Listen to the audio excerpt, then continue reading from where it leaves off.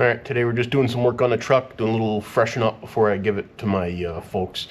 Gonna do some wipers. We're gonna do a little tune-up. Nothing too major, but you guys can ride along with me here.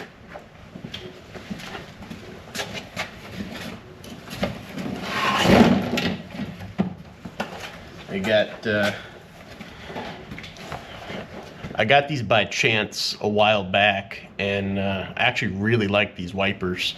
I'd never heard of the brand before, but it comes with an extra set of rubber for it, so you're basically getting 2 sets of wipers for the price of 1. And I found that they actually really lasted a long time. The set of them that I've got on the truck right now is almost 3 years old, and that's not because I neglect them, and it's not because you know, any reasons like that. They just really lasted for some reason. So it's about time. I'm finally going to change them out, and then we'll go from there. Proper maintenance, a set of wipers will last you a long time.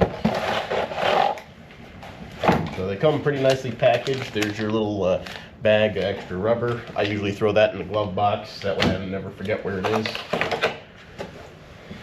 And when I do wipers, I only ever take one off at a time. That way if something goes wrong, or I forget how it goes back together, I can sort it out with no real issue. These are pretty easy to take on and off.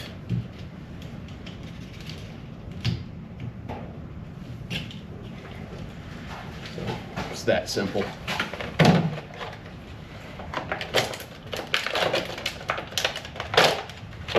Make sure the ones I got match up.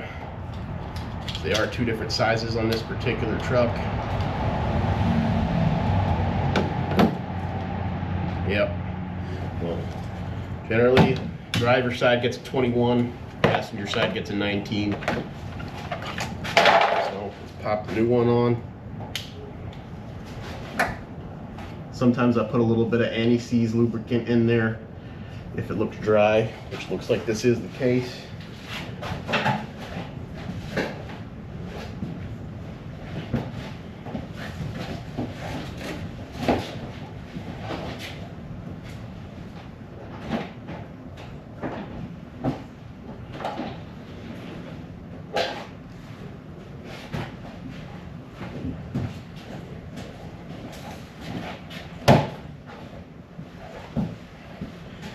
What tends to work even better than that, just a little bit of dielectric grease.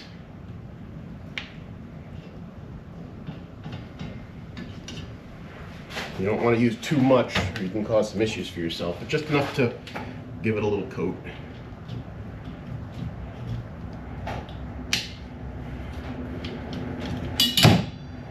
Bam, that's one done.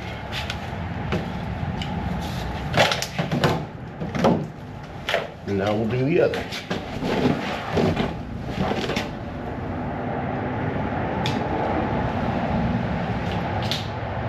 That came off nice and easy. This one's looking pretty decent too, so I won't use a ton.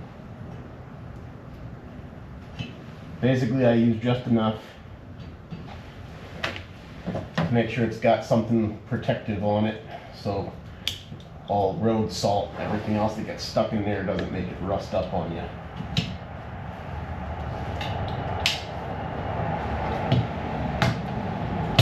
And there's number 2.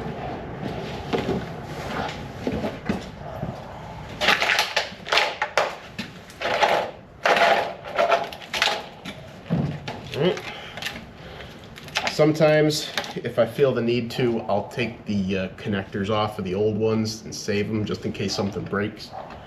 So I might look at that later, but I don't need to do that right now.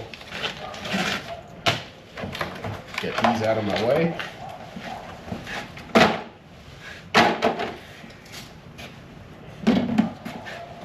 Now we can get on to the fun stuff.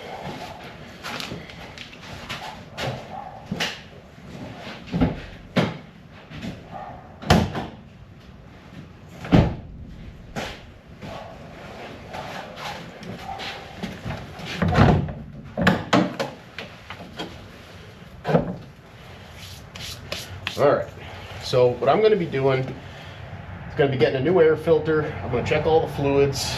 I'm going to clean the mass airflow sensor, take a look at the throttle body, and I'm going to put some new spark plugs in.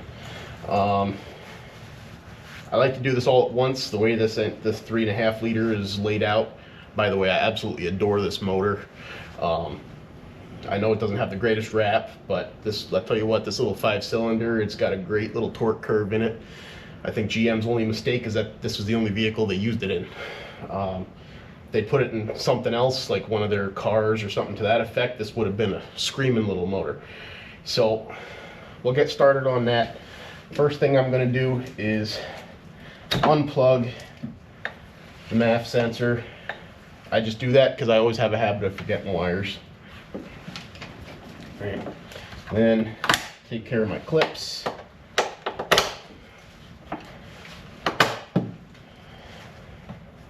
Sometimes these will be stuck on just a little bit. Either that or I'm missing a clip. That is just stuck on a little bit. Seals on these have a habit of, seals have a habit of coming apart a little bit. I'll have to remedy that when I start putting it back together. They shrink over time, especially, this is a 2004, so this is still the original seal on this air filter housing. So it's one of those things. I would have considered this to be a maintenance item, but GM didn't. So that's what we get with that. I'm gonna go put this down somewhere nice and safe where it's not gonna get all scratched and banged up.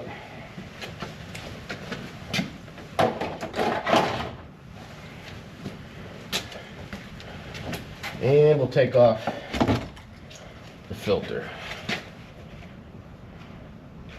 And this is where you got to be careful with an air filter, because this actually still looks pretty decent on the surface, but when you open this up, you can see right in there, there's tons of crap all stuck inside that. Right, so this filter is definitely ready. I change my filters once a year. Normally I wait until right after pollen season, but I want to do this now while I've still got the truck before I give it to my folks. So put that down here out of the way. And now I'm gonna grab a socket.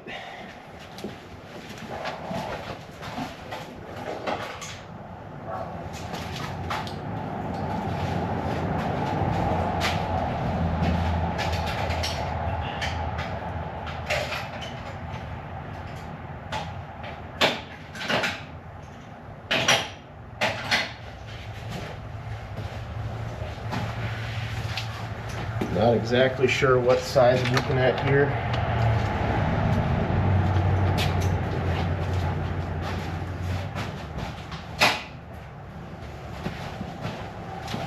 But since I'm the last person who did this job, I'm just going to go with a screwdriver because I know it's not over snugged. Band clamps can be a real problem for some people. They feel like they got to get them insanely tight. You really don't. You just got to get them snugged up enough that they're not going to be an issue. Otherwise you end up with stuff that feels like it's fused together and you never get this stuff apart.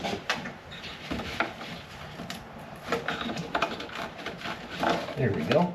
It comes away nice and easy.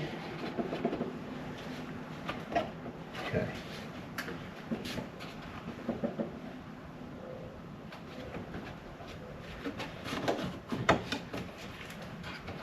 Now I'm not removing the rest of the housing. Normally I would, but it's not necessary for what I'm doing here. What I am going to do at some point today is vacuum this thing out because it's got a bunch of leaves and crap in it. So let's take a look at this mass airflow sensor. We'll get it cleaned up. We'll show you how that comes apart. So let's give you all a better look here. This is what we're dealing with. This is the mass airflow sensor. Okay, I removed this connector. And I'm going to have to take care of these two little hex heads. You got to be real careful with these if you haven't done them before, because they're easy to snap off if you haven't done proper preparation. I replaced these about 3 years ago. They look like they're still pretty okay. so I'm not going to do too much with them, but I am still going to be careful as I remove it.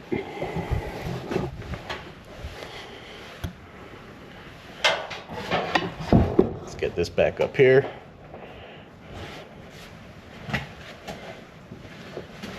Find the right size socket.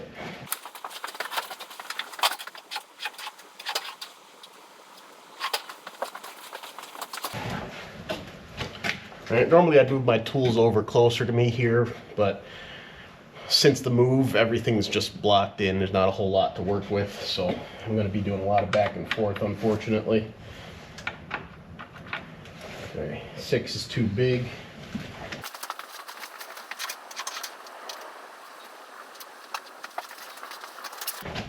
Here's a 5. 5 is too small. I got to go 5.5.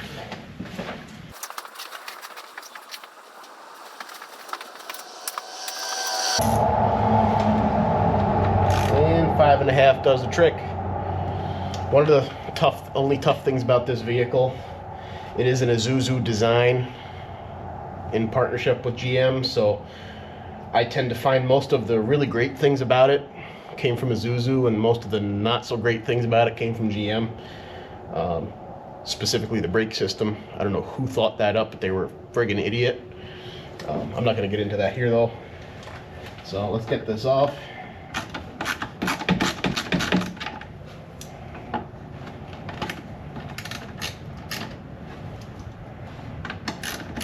And they both loosened up, no problem. If you need to hit them with some penetrating oil, I always use Aerocroil if I can. Canocroil is just the best one, as far as I'm concerned. It's the only one I really trust. If you're out here with WD-40, you got no business working on cars. Liquid wrench and PB blaster, I'm just not a fan of. And other penetrating oils work, but I like my Croil. It does better. All right, there's our mass airflow sensor. I'm gonna put these little bolts right back where they came from so I don't lose them. And I'm gonna give this just a little visual inspection under the light.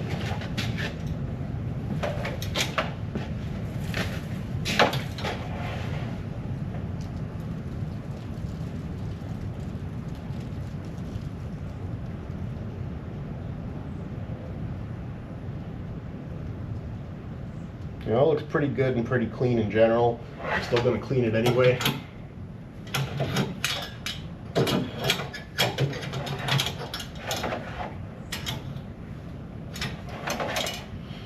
I'll blind the camera here. Does that work? Yeah, that'll work. So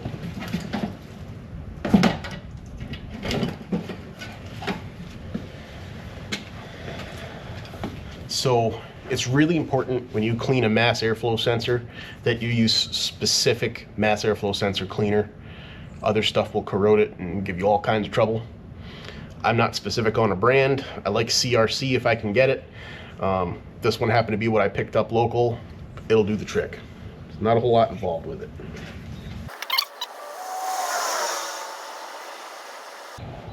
And most of these will specify to do this every time you change your air filter. I do it once every 50,000 miles or so, or if symptoms crop up. What I find on these trucks in particular, the symptom that crops up will be surging as you come, approach a stop sign. They'll stumble a little bit. That's usually mass airflow related. But that's what we got going on here. I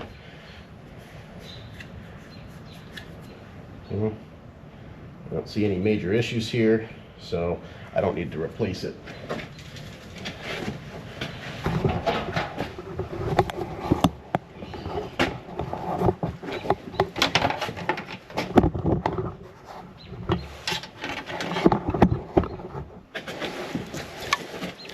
Okay, so when I look in here, I'm just checking all these resistors and sensors and everything else. And when I go to clean it, you're supposed to use the straw. I generally don't because I think that directs too much force in one direction. So I just give it quick little shot. Shake off the excess. It smells a lot like whiteout. It's the only way I can describe it. If you're like me and you used to use old school whiteout, that's exactly what this stuff smells like. I can't say it's my favorite smell in the world, but it is what it is. So what I'm going to do now, this is still wet. I'm going to let this air out and dry while I do the rest of my work.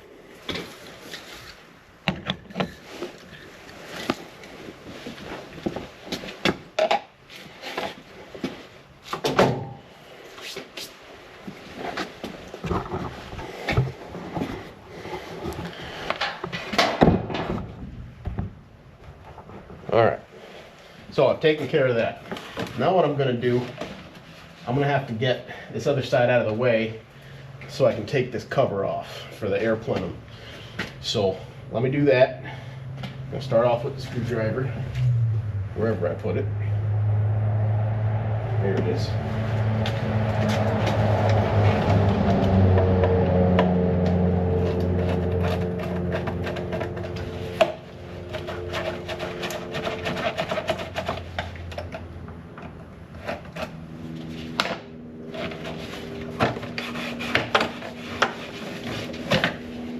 Okay, so little baffle came off, no big deal. I put that here in the air cleaner. I'm not going to break my own rules. Never leave tools in the engine bay. I don't care how much you think you know they're there. Don't leave them. You'll find them in the worst possible way.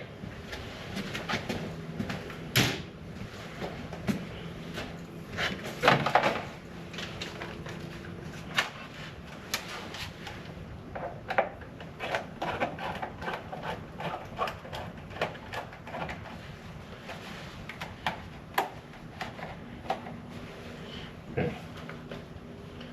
That little guy off of there.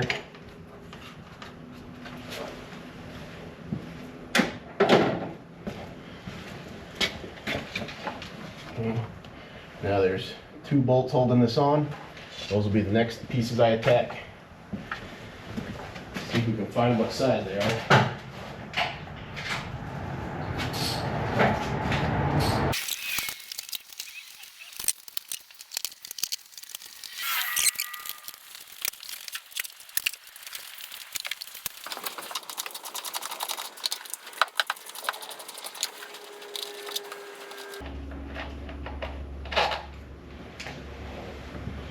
Alright, those 2 bolts are out.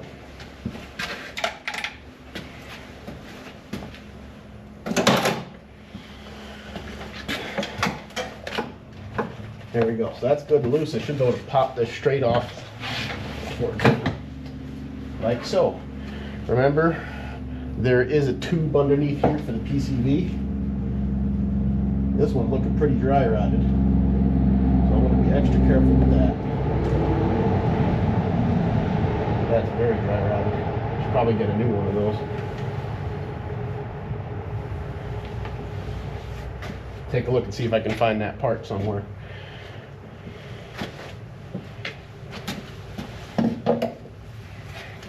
And so now what I got here is the throttle body, and I'm not going to have to go much farther. What I want to access is these right here for my coil packs. So I'm going to loosen this up. I'll take this little buffer off, and then we can go to town.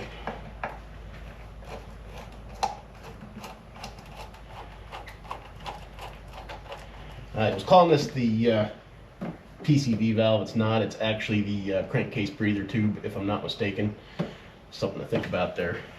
So that'll come right off. And that's looking to be in pretty good shape. Now I can take a look at the throttle body.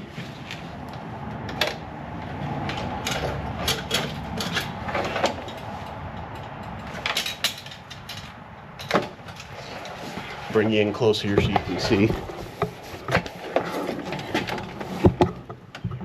Okay, throttle body appears to be in very clean condition. That's probably because I cleaned all the gunk out of it about 50,000 miles ago. Normally, I would say, yeah, go ahead and clean it since I'm already in here, but it's really not necessary in the condition this is in right now, and knowing that I've already cleaned it once before. So I'm going to leave that right where it is, and now we're going to focus on these coil packs. I'm going to pull them off so I can change out the spark plugs.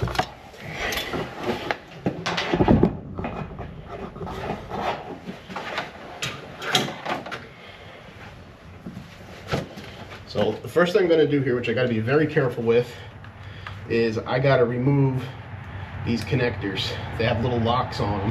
That's these gray pieces, so you just pull them up to unlock. Maybe it was press. It's been a while since I've done one.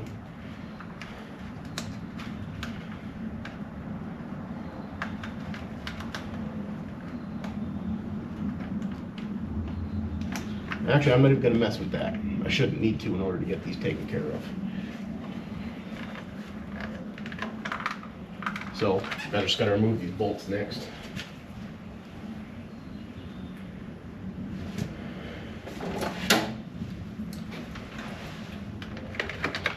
If you're looking at something and you see a spot that you think might give you some trouble, always start with the hardest one first.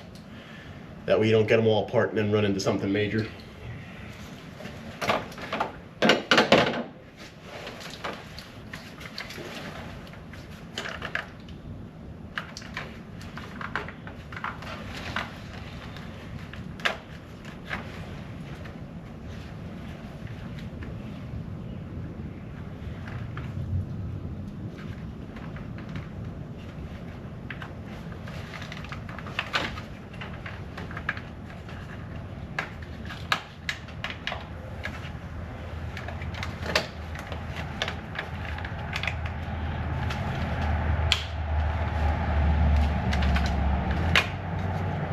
And you gotta keep in mind this is all plastic from 2004.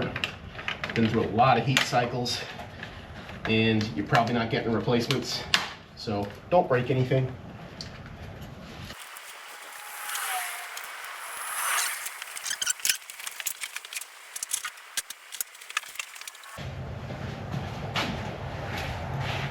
Right. If you don't have one of these, I recommend you start getting some of them. I love this product, Gear Edge. No, I am not sponsored by them. I've always had very good luck with their tools. Great for getting into tight places.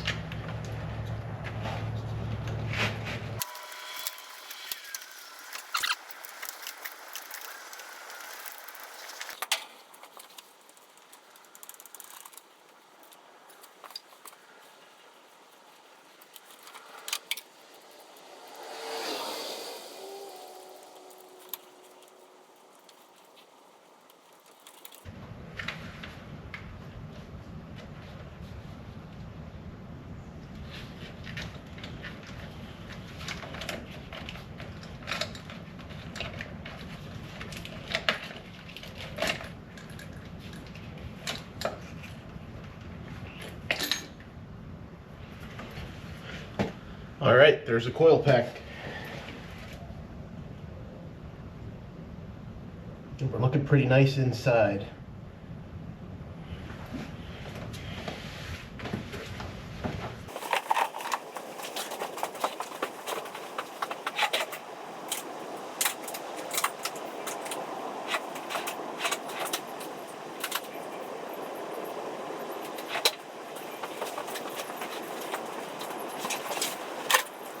Alright, so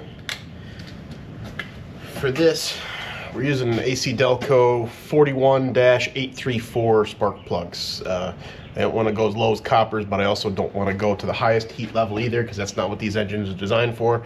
Go as close to the OEM as you can get, unless you've made some kind of custom upgrades to your motor. Otherwise, you're going to lose all efficiency and not really get any performance benefits.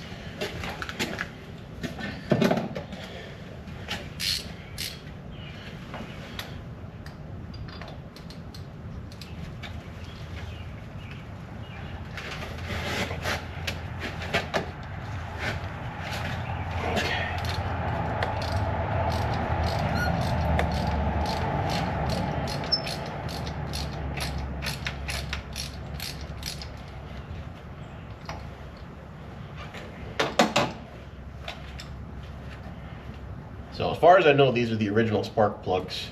So they've got almost 150,000 miles on them. They should have been done ages ago, but just never got around to it.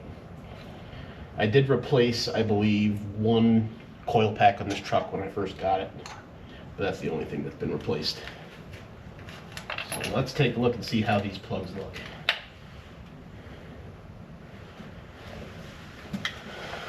All right, so you can see the plug's actually in pretty good shape, especially considering it's got 149,000 miles on it. The tip is very eroded. That's to be expected. But overall, it's looking pretty good. Looks like the seafoam treatments did their job over time. So I'm going to check the gap on a new plug, and then we'll start changing them out one by one.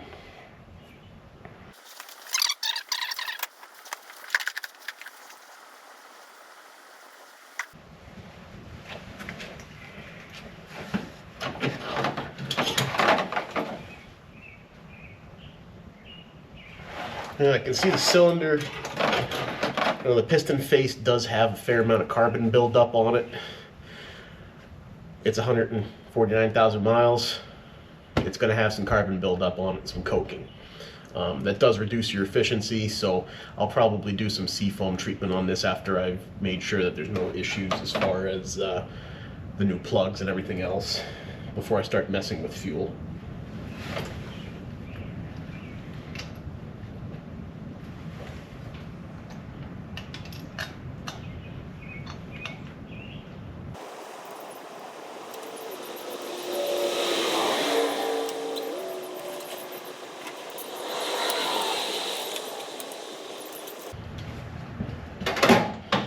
Okay, that's plug number one taken care of. Coil pack appears to be in excellent shape, so I'm just going to put a little bit of dielectric on there so there's no arcing issues, and we'll pop this one back on.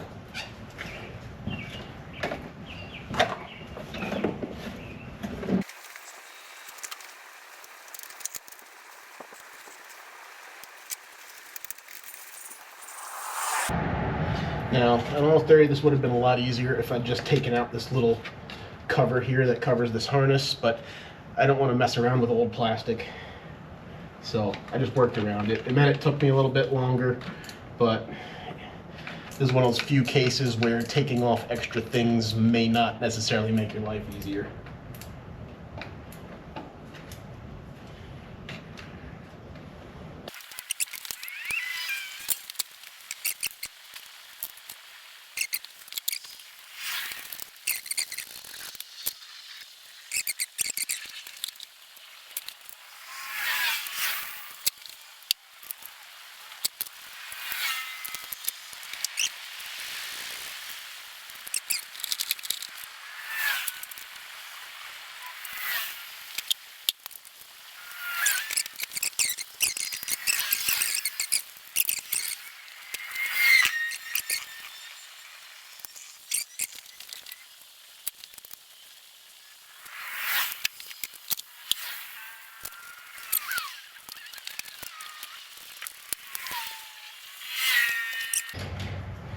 So the great thing is that all of these cylinders, the spark plugs appear to have been in the exact same condition for all of them. I don't see any unusual wear or discoloration or anything like that. No signs of excessive heat, which means it's been running good for this entire time. So I'm going to put this last one back in. We'll button the whole truck back up, and then we'll test it out.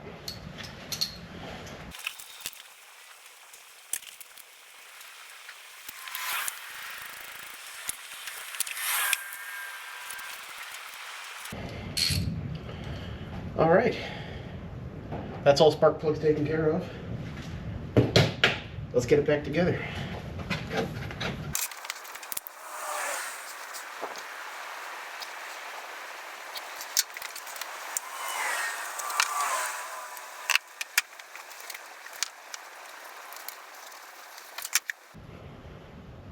So next, I'm going to use a small amount of grease just to help fit these back on and to help protect them a little bit.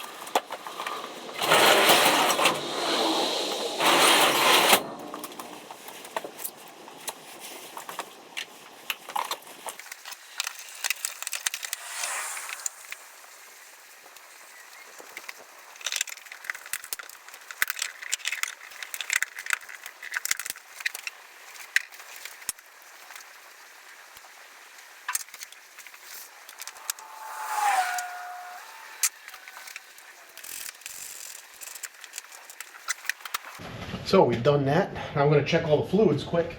Now we can try starting it up.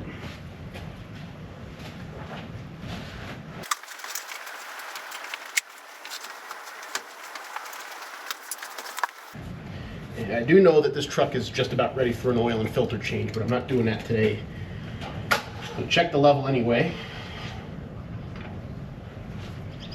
In order to do that, you first got to clean off what's on there from splatter. And then reinsert. That goes for every vehicle unless specified otherwise.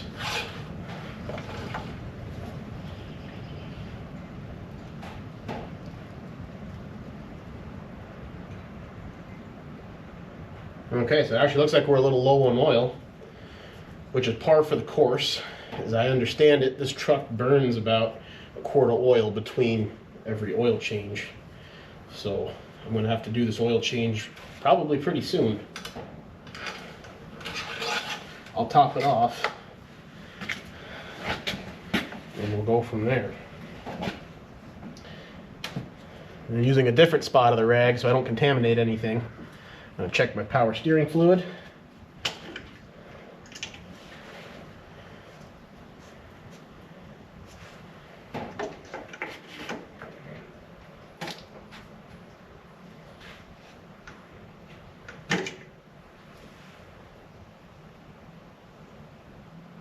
Looks like we're doing pretty decent, but it's getting close to needing some more.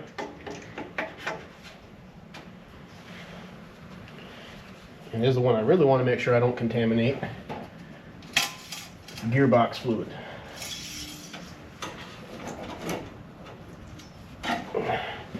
Now this truck is still running the original gearbox, and the fluid and tranny pan filter were both changed out at 75,000 miles.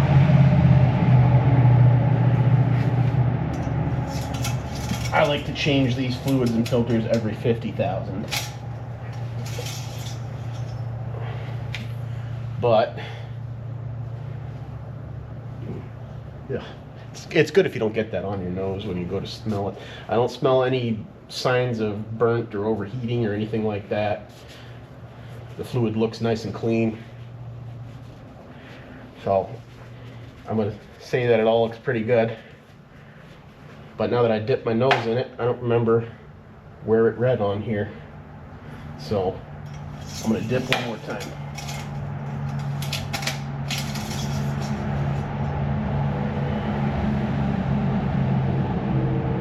We are in good shape. We got plenty of fluid. Still got a nice vibrant red to it. So that's not going to need my attention anytime soon.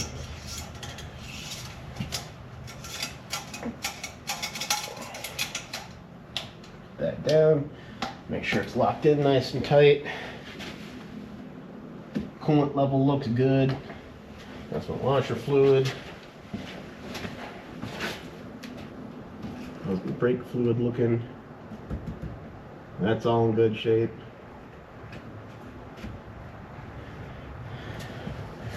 Okay.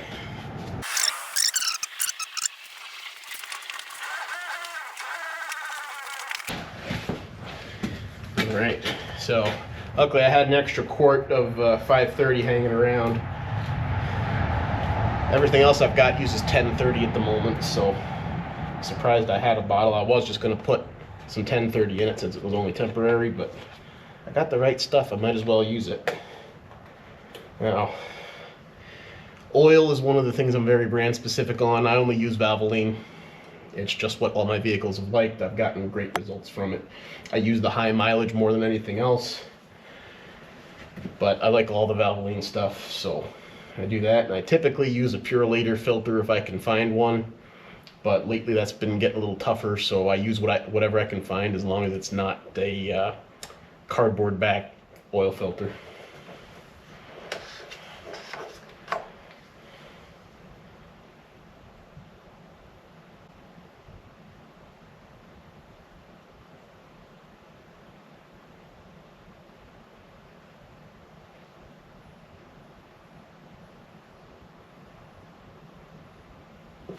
The only reason I'm putting in this full quart is because I know that this truck does burn a little oil. Otherwise, I would be carefully measuring to top up.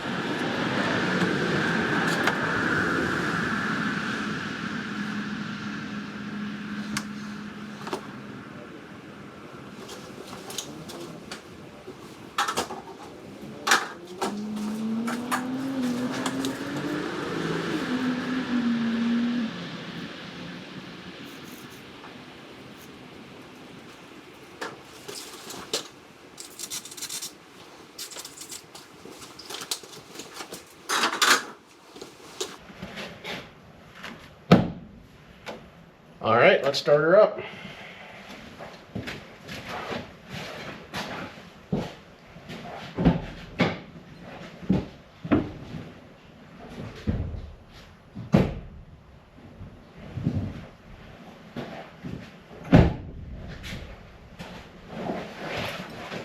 Helps if I grab the keys.